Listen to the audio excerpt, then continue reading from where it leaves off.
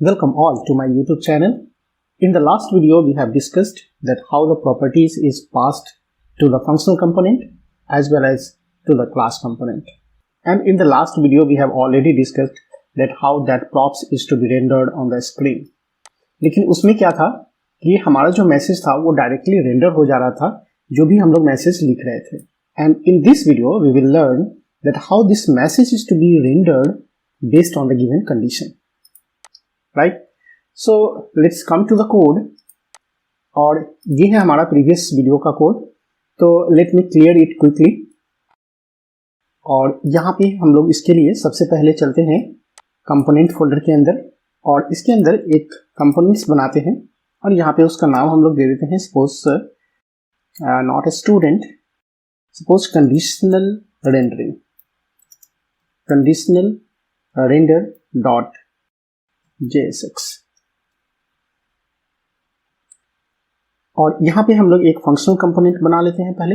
RFCE shortcut है हमारे code snippet के लिए. और यहाँ पे हम लोगों को जो रेंडर करना है वो based on the given condition render करना है. अब आप देखो यहाँ पे जो कंडीशनल रेंडर करना है उसके लिए हमारे पास दो टेक्निक है. एक टेक्निक है जो हम लोग डायरेक्टली यूज करते हैं एंड ऑपरेटर का यूज करके, और जो दूसरा टेक्निक है उसमें आप लोग यूज कर सकते हो कंडीशनल ऑपरेटर का, और it is also known as a ternary operator. Right? तो ये काम कैसे करता है ये आप जावास्क्रिप्ट में ऑलरेडी जानते होंगे. और traditional C++, Java, every language is supporting this operator, either the ampersand, that is the AND operator, and this AND operator is working based on the given condition, and if the first condition is satisfied then only the second statement will be processed, otherwise not.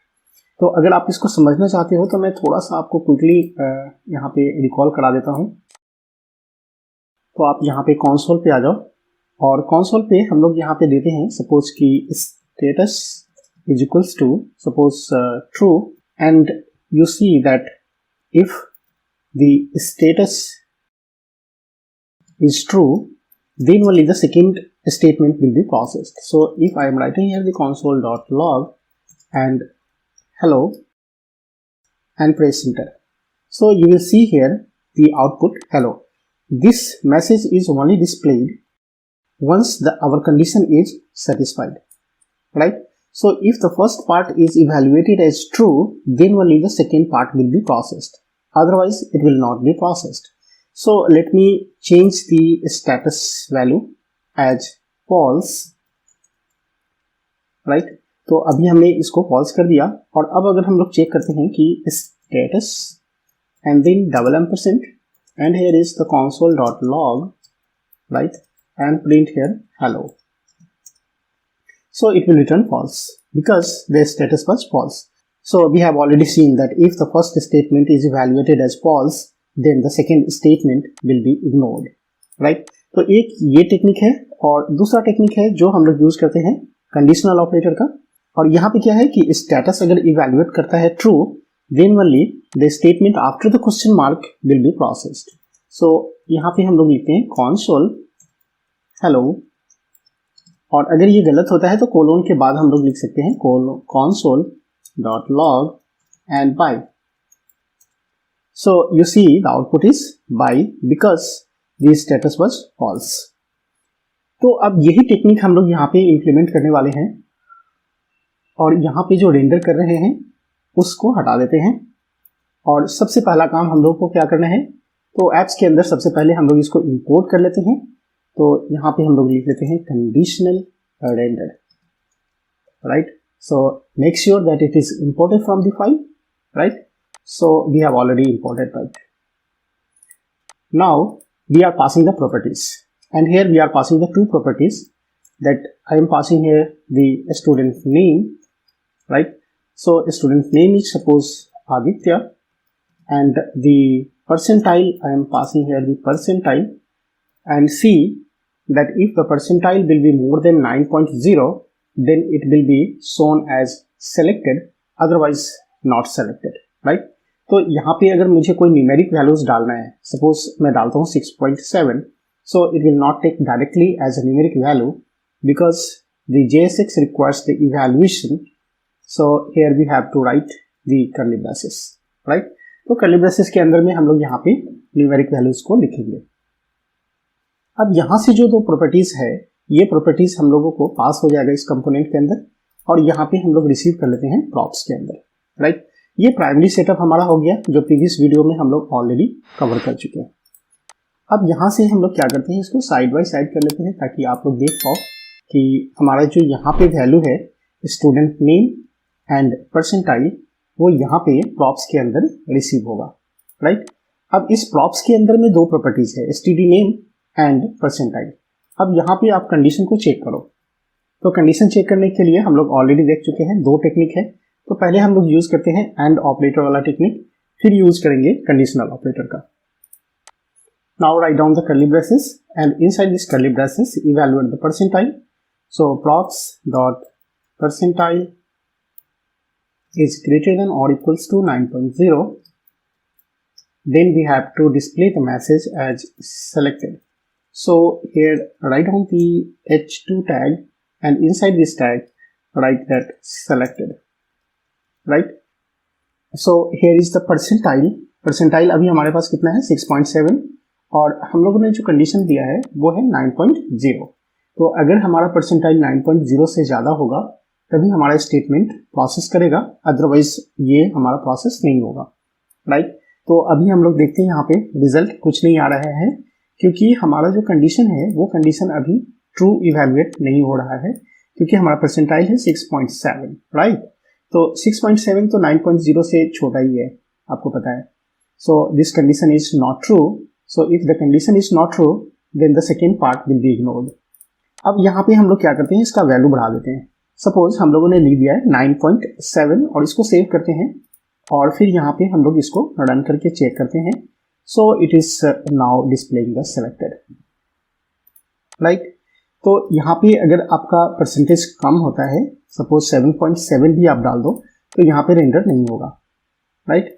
Now अब हम लोगों को क्या display करना है कि अगर 9.0 से कम होता है तो फिर मुझे दिखलाना है कि नॉट सेलेक्टेड। अभी क्या होता है कि सेलेक्टेड होता है तो यहाँ पे शो करता है, और अगर नॉट सेलेक्टेड होता है तो यहाँ पे शो नहीं होता है। तो मैं चाहता हूँ कि दोनों वैल्यू दिखाना चाहिए, या तो सेलेक्टेड या नॉट सेलेक्टेड, राइट। तो यहाँ पे फिर से मैं इवैल्यूएट कर लेता हूँ, और यहाँ पे लिख देते हैं कि props डॉट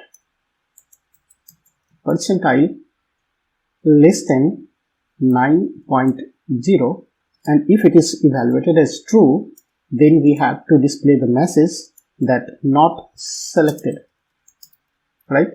तो यहाँ पे हम लोगों ने लिख दिया not selected, और अब हम लोग यहाँ पे चेक करते हैं तो डिस्प्ले कर दिया not selected, right। तो हमारा डिपेंड करता है रेंडरिंग किसके ऊपर, तो यहाँ पे परसेंटाइल के ऊपर, राइट। अगर आप यहाँ पे अभी चेंज कर दो और हम लोगों ने कर दिया 9.1, राइट, तो ये हमारा कंडीशन सेटिस्फाई कर जाएगा, और जब ये कंडीशन सेटिस्फाई करेगा, राइट, तो ये प्रोसेस करेगा। उस समय हमारा ये कंडीशन सेटिस्फाई नहीं करेगा, राइट। तो कोई एक ही हमारा रेंडर होगा, या तो ट्रू वाला या नहीं तो फॉल्स वाला, राइट। तो अभी हमको क्या करना पड़ा कि ये दो बार हम लोगों को लिखना पड़ा, क्योंकि एंड ऑपरेटर हम लोगों ने लगाया है। अब हम लोग देखते हैं सेकेंड प्रोसेस। तो सेकेंड प्रोसेस क्या है, सेकेंड प्रोसेस में हम लोग यूज करने वाले हैं कंडीशनल ऑपरेटर का, राइट। कंडीशनल ऑपरेटर में देखना ये कोड हमारा थोड़ा सा रिड्यूस हो जाएगा, क्योंकि दो बार हम लोगों को कंडीशन चेक करना नहीं पड़ेगा, राइट। तो यहाँ पे मैं क्या कर दूंगा कि अगर ये कंडीशन मेरा सेटिस्फाई होता है तो question mark and then display this message, right, and otherwise now press the colon, and colon के बाद हम लोग को क्या देखना है, फॉल्स वाला part. So if the condition is not satisfied then we have to display that not selected. अब यहाँ पे हमको इसकी कोई जरूरत नहीं है, राइट। तो अब देखो आप कितना छोटा कोड हो गया ना। यहाँ पे हम लोगों ने डाल दिया कि कंडीशन अगर इवैल्यूएट होगा ट्रू देन क्वेश्चन मार्क के बाद का स्टेटमेंट प्रोसेस करेगा सेलेक्टेड, और अगर ये फॉल्स होता है तो कोलोन के बाद का स्टेटमेंट प्रोसेस होगा नॉट सेलेक्टेड, राइट। अब यहाँ पे हम लोग आते हैं और देखते हैं, चूंकि हमारा परसेंटाइल अभी कितना है 9.1, सो इट इज सेलेक्टेड। और अगर आप चाहते हो कि इसके नेम के साथ दिखाना है, क्योंकि हम लोगों ने प्रॉपर्टीज में पास किया था एसटीडी नेम, तो यहाँ पे हम लोग थोड़ा सा जेंटल मैसेज दिखलाते हैं कि मिस्टर और Mrs, and then the name of the candidate, and name of the candidate is to be gathered using the props.std name. Okay, selected, and here write down the comma, और यहाँ पे हम लोग क्या कर लेते हैं, Mr. and Mrs. और यहाँ पे हम लोग फिर से इसको कर लेते हैं, यहाँ पे put for not selected, और यहाँ पे हम लोग एक छोटा सा मैसेज दे देते हैं, sorry, and then Mr. or Mrs. something not selected, right? तो यहाँ पे हम लोग आते हैं और देखते हैं Mr. और Mrs. Aditya selected, right?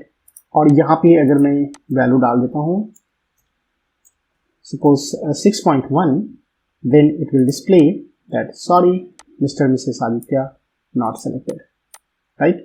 अब यहाँ पे हम लोग जो एक स्टूडेंट के लिए पास किया, तो आप इसको रीयूज करना सीख चुके हो, तो आप यहाँ पे डाल सकते हो दूसरे स्टूडेंट के लिए भी, और दूसरे स्टूडेंट के लिए हम लोगों ने डाल दिया Ansel, and then percentile is suppose here is 9.1. Okay, so this is now selected and display the message that पहला जो था student Aditya not selected and angel selected, right? यहाँ पे जो अलग अलग प्रॉपर्टीज हम लोग पास कर रहे हैं, इस प्रॉपर्टीज को एज एन ऑब्जेक्ट भी आप पास कर सकते हो, राइट? तो यहाँ पे अगर ऑब्जेक्ट के थ्रू हमको पास करना पड़ेगा, तो मैं क्या करूँगा कि एक अलग से ऑब्जेक्ट यहाँ पे क्रिएट कर लेता हूँ. So here is let std and std is equals to, and then here is the name of the student, right? So I am writing here the first student as the student name, and then another part is the percentile. So write down here the percentile, and now the curly braces is not required, and here is also the equal to remove कर दो आप. सो ये हमारा एक object create हो गया, right? तो जब यहाँ पे मुझे पास करना होगा, तो मैं इतना सारा चीज नहीं पास करूंगा, सिंपली पास कर देता हूँ यहाँ पे std को, राइट? तो यहाँ पे मैं पास कर देता हूँ student is equals to, and then evaluate as an object as std, राइट? तो यहाँ पे जो स्टूडेंट होगा, ये स्टूडेंट इस प्रॉप्स के अंदर आकर के रिसीव हो जाएगा, राइट? यहाँ पे प्रॉप्स है, और इस प्रॉप्स के अंदर एक ऑब्जेक्ट रिसीव होगा, उस ऑब्जेक्ट का नाम होगा स्टूडेंट. तो अभी टाइमिंग के लिए मैं दूसरे वाले स्टेटमेंट को अभी रिमूव करता हूँ, और यहाँ से आपको इवैल्यूएट करना पड़ेगा इस प्रोसेस को. तो अभी तो ये काम नहीं करेगा, क्योंकि हम लोगों ने इसको चेंज कर दिया है सेटअप को, राइट? तो यहाँ से हम लोग क्या करते हैं, तो यहाँ पे अगर आप चेक करना चाहते हो कि हमारे प्रॉप्स के अंदर क्या रिसीव हुआ है, तो आप अभी इसको टाइमिंग के लिए रिमूव करो, राइट? और यहाँ पे आते हैं हम लोग और कंसोल लॉग करके चेक कर लो. तो console log and then props. तो यहाँ पे हम लोग आउटपुट देख लेते हैं कि प्रॉप्स के अंदर क्या आया. So here is console and we have got the object, right? और इस ऑब्जेक्ट के अंदर में क्या है, स्टूडेंट, और स्टूडेंट के अंदर में जो प्रॉपर्टीज है वो है percentile and std name, right? तो आप यहाँ पे अगर एक्सेस करना चाहो इस वैल्यू को, ठीक है, तो हम लोग कैसे करेंगे, props डॉट स्टूडेंट, राइट? तो जैसे ही props डॉट स्टूडेंट करेंगे हम लोग, तो अब यहाँ पे आ गया हमको स्टूडेंट का डिटेल, राइट? उसके अंदर है हमारा std नेम एंड परसेंटाइल. अब इस वैल्यू को आप यहाँ पे लिख सकते हो इस तरह से. तो यहाँ पे हम लोग अनकमेंट करते हैं और चलते हैं परसेंटाइल को वैल्यूएट करने. तो अब हमको डायरेक्ट प्रॉप्स डॉट परसेंटाइल नहीं मिलेगा, ये परसेंटाइल है हमारे किसके अंदर, तो प्रॉप्स के अंदर जो स्टूडेंट ऑब्जेक्ट था, यहाँ पे जो सेंड किया हम लोगों ने स्टूडेंट ऑब्जेक्ट, उसके अंदर. तो यहाँ पे हम लोग क्या लिख देंगे, props dot student dot percentile, right? और अब यहाँ पे हमारा ये प्रोसेस इवैल्यूएट होगा कि props dot student dot percentile is greater than 9.0, then only they will be selected, otherwise not selected. तो अभी हम लोगों ने क्या पास किया है, 6.1, so it will display not selected, right? So we have got the result not selected. और यहाँ पे अगर हम लोगों को पास करना है, सपोज 6.1 से ज़्यादा डाल देते हैं हम लोग, suppose 9.3, right? Now this time selected. Okay, so we also have to display the name, right? तो यहाँ पे हम लोग करेंगे props.student.name और यहाँ पे भी हम लोग नेम को प्रिंट करना है, तो student.name, right? So we also have got the name of the student. So I think आपको ये वीडियो समझ में आया होगा, और अगर इस वीडियो से कुछ भी सीखने को मिला होगा तो please like, share and subscribe my channel. Till then, bye bye, thank you.